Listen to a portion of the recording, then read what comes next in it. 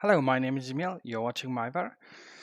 And yeah, in the last video, I introduced this parser in the compiler project. And let's see what changes have been made. So I don't have a lot of time, but I tried to make some progress.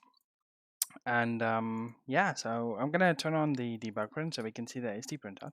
We have a little simple thing here, and this compiles and parses, but it's quite a lengthy output. So I think I'm just going to remove this so we can easily have less, less input. There we go. Okay. So as we see at the top, yeah, even this little bit. So we have sum, which is the name, and then the argument list contains a name pair, which we ignore the AB. That's just the mechanics of how it works. In the where is it?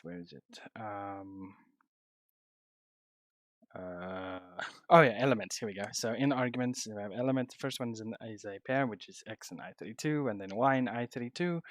And then if we go down, we have a body. The body is a return, an assignment node of an identifier of right, which is there, and then x plus y. Yeah, and then that all returns. And I also implemented error reporting, and we can just add a comma in there, for example, which would be a syntax error. And it should be like, no, you can't do that.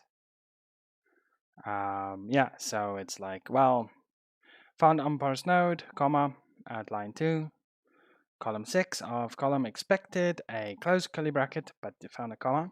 So yeah, and then it just says a comma and then the close curly bracket and so on. So that's pretty basic. It was very easy to implement. We just have this code that says the expected and count. We find the lowest one and then we just, use the report facility, and the report facility just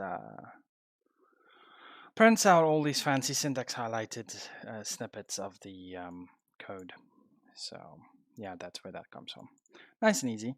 My next goal, it's not very fast. This parser is not the fastest. It's like 200 lines of code, right? Which that's nice, but it's not very fast. So I think I'm going to try, and I was experimenting with it, but this is a bad approach.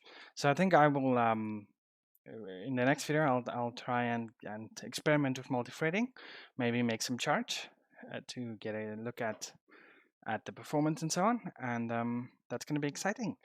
Please do leave a like and subscribe if you want to see more content. Thank you, and I'll see you next time.